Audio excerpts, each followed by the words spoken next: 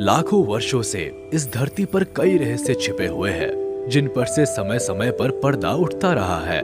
कहीं चौंकाने वाले जीव मिलते हैं, तो कहीं रहस्यमयी पेड़ पौधे, कुछ अजीबोगरीब प्रजातियां मिलती है, तो वही कुछ होश उड़ाने वाली घटनाओं से सामना होता है। इसके बावजूद भी कई चीजें हैं जो हमारी नजरों से बच जाती है। जैसा कि सभी को पता है कि हर जीव का किसी खास जेंडर से संबंध होता है और ऐसा बाय बर्थ ही होता है। लेकिन इस धरती पर कुछ ऐसे क्रिएचर्स भी पाए जाते हैं जो कि सुविधा अनुसार अपना जेंडर बदल सकते हैं। बताइए, है ना चौंकाने वाली बात? तो फिर चलिए आपको इन क्रिएचर्स के बारे में डिटेल्स में बताते हैं और एक एक कर इनसे मिलवाते हैं। Number 10, clown fish.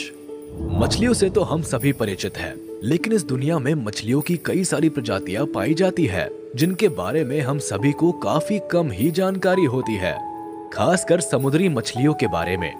ऐसी ही एक मछली की प्रजाति है क्लाउन फिश, जो कि समुद्र में पाई जाने वाली खूबसूरत मछलियों की लिस्ट में शामिल है, जिसे लोग एक्वेरियम में रखना बेहद पसंद करते हैं। लेकिन इसके अलावा भी इसकी एक खासियत है जो कि सभी को मालूम नहीं होती। दरअसल क्लाउन फिश को जेंडर बदलने वाली क्रिएचर माना जाता है, जो जन्म से तो मेल होती है, लेकिन खास परिस्थितियों में ये अपना जेंडर बदल सकती है।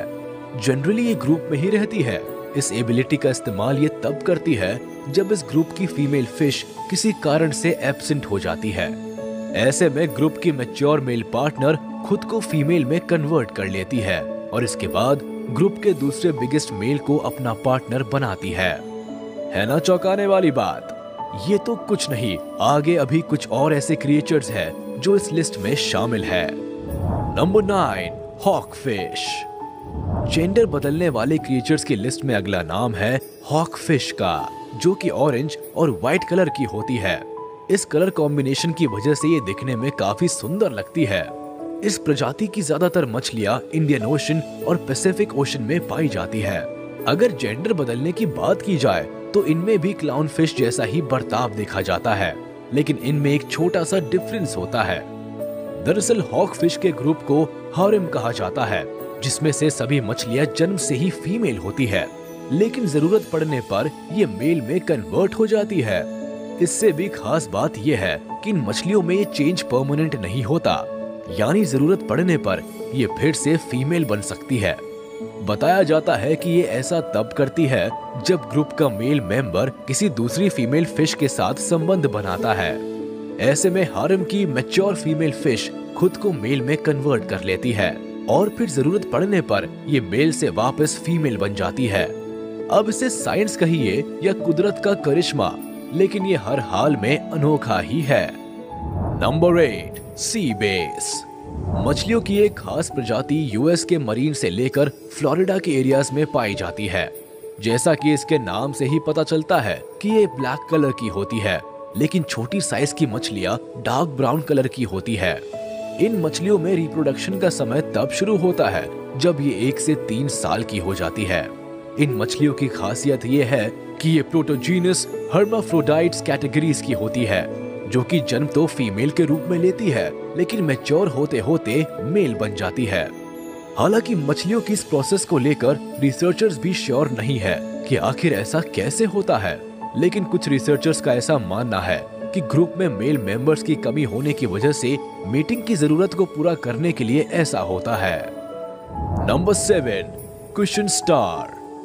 यूं तो स्टारफिश की कई सारी प्रजातियां पाई जाती है, लेकिन अगर जेंडर चेंज करने की बात की जाए तो इस लिस्ट में कुशन स्टार का नाम सामने आता है।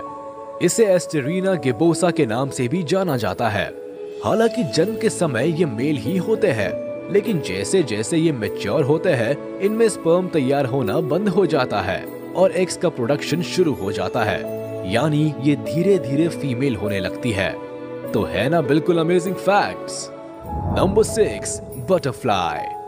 ऐसा नहीं है कि जेंडर चेंजिंग क्रिएचर्स की लिस्ट में सिर्फ बड़े और मीडियम साइज के जीव ही आते हैं, बल्कि कुछ इंसेक्ट्स भी है जिनमें ये खास एबिलिटी होती है, और इस लिस्ट में बटरफ्लाई का नाम भी शामिल है। यूं तो बटरफ्लाई का शरीर कई भागों में बटा हुआ होता है, जिसके फोल्ड को साफ साफ देखा जा सकता है, लेकिन लाइसिनेरी स्पीशीज की कुछ बटरफ्लाइज में रेयर ड्यूअल कंडीशंस देखने को मिलती है, जो कि गायनेंड्रोमॉर्फिज्म होती है। इनमें मेल और फीमेल दोनों की कैरेक्टरिस्टिक्स होती है। दरअसल जेनेटिक एरर को इसका कारण माना जाता है, जिसकी वजह से बटरफ्लाई का एक भाग मेल का तो दूसरा फीमेल का होता है। यही कारण है कि इनके विंग्स में काफी डाइवर्सिटी देखने को मिलती है। Number 5, earthworm. अर्थवॉर्म एक ऐसा क्रिएचर है जो कि जेंडर चेंज करने वाले क्रिएचर्स की लिस्ट में शामिल है। आप में से बहुत कम लोगों को ही इस बात की जानकारी होगी कि अर्थवॉर्म एक ही साथ मेल और फीमेल दोनों होते हैं, जिन्हें हर्माफ्रोडाइट्स कहते हैं। यानी कि अर्थवॉर्म के शरीर में मेल और फीमेल दोनों रिप्रोडक्टिव ऑर्गन्स पाए जाते हैं। मेल और फीमेल दोनों के ऑर्गन्स होने के बावजूद भी ये मेटिंग के लिए अपने पार्टनर को ढूंढते हैं। मेटिंग के दौरान दोनों पार्टनर अपने स्पर्म को एक दूसरे में जैकुलेट कर देते हैं। अगर सब कुछ सही रहा तो दोनों के एग्स फर्टिलाइज होते हैं। इस तरह अर्थवॉर्म का जन्म होता है और इसके बाद ये सरवाइव कर पाते हैं। सच में ये तो बहुत ही अनोखा है। क्या आपको रहस्य के बारे में पहले से जानकारी थी? हमें कमेंट बॉक्स में जरूर बताएं। Number 4, frog. इस लिस्ट में एक नाम फ्रॉग का भी आता है, लेकिन क्या आप जानना चाहेंगे कि ऐसा कैसे होता है?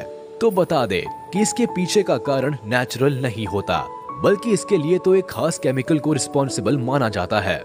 दरअसल खेतों में जंगली पौधों को मारने के लिए हर्बिसाइड का छिड़काव किया जाता है, जो एंट्राजिन के नाम से जाना जाता है। खासकर कॉर्न क्रॉप्स में इसका इस्तेमाल किया जाता है। बताया जाता है कि इस केमिकल प्रोडक्ट का एम्फीबियन पॉपुलेशन पर हानिकारक प्रभाव पड़ता है। इसकी वजह से फ्रॉग की रिप्रोडक्शन पर भी असर पड़ता है। इतना ही नहीं, फीमेल फ्रॉग में मेल हार्मोन्स इंक्रीज होने लगते हैं, जिन्हें एस्ट्रोजन कहते हैं। यही वजह है कि यूरोप में इस केमिकल को बैन कर दिया गया है। इस पूरी प्रोसेस में ग्रीन फ्रॉग कुछ ज्यादा ही प्रभावित होते हैं। Number 3, copperhead snake. यूं तो सांपों की कई प्रजातियां पाई जाती है, जो कि वेनमस या नॉन वेनमस होती है, लेकिन हम इस वीडियो में ऐसे सांप के बारे में बात कर रहे हैं जिनके पास जेंडर चेंज करने की कैपेबिलिटी होती है। इस लिस्ट में अब तक आपने कई जीवों के बारे में काफी कुछ जाना। अब जरा इस सांप के बारे में भी जान लेते हैं। दरअसल इसे कॉपरहेड स्नेक के नाम से जाना जाता है, जो कि नॉर्थ अमेरिका में पाए जाते हैं और ये काफी जहरीले भी होते हैं। लेकिन खास बात यह है कि ये female copperhead snake virgin birth करने के लिए केपेबल होती है, जिसे पार्थेनोजेनेसिस कहते हैं। इसका मतलब ये है कि फीमेल अपनी अंडों को खुद से ही फर्टिलाइज कर सकती है, यानी इसके लिए किसी मेल पार्टनर की जरूरत ही नहीं होती है। Number 2, bearded dragon. रेप्टाइल्स की डिफरेंट स्पीशीज में से इस अमेजिंग रेप्टाइल के बारे में आपने बहुत कुछ सुना होगा, लेकिन इस सीक्रेट के बारे में शायद ही आपको पता हो। तो चलिए आपको इसके एक अनोखे बिहेवियर के बारे में बताते हैं। जैसा कि इस लिस्ट में शामिल दूसरे क्रिएचर्स को आपने देखा कि कैसे जरूरत पड़ने पर ये अपने जेंडर को चेंज कर लेते हैं, ठीक ऐसा ही बियर्डेड ड्रैगन के बारे में भी कहा जाता है। दरअसल टेम्परेचर बढ़ने पर इस क्रिएचर के रिप्रोडक्शन सिस्टम में बदलाव आ जाता है। ऐसे टाइम पर एग इंक्यूबेशन के लिए बियर्डेड ड्रैगन मेल से फीमेल में बदल जाते हैं। हालांकि ये परमानेंट नहीं होता, बल्कि जेनेटिकली ये मेल ही रहते हैं, लेकिन फीमेल की तरह एक्ट करते हैं। बताया जाता है कि ग्लोबल वार्मिंग की वजह से ये प्रोसेस और भी बढ़ती ही जा रही है। नंबर 1, बनाना स्लग्स। अगर सिंपल लैंग्वेज में कहा जाए तो ये स्लग्स एक तरह के स्नेल्स होते हैं, जिनके शरीर पर शेल्स नहीं पाए जाते हैं।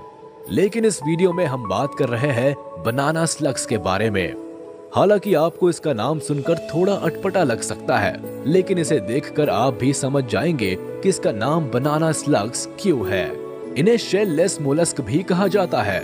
लेकिन इस अटपटे से क्रिएचर के बारे में एक और अनोखी बात है, जो शायद ही ज्यादातर लोगों को पता होगी।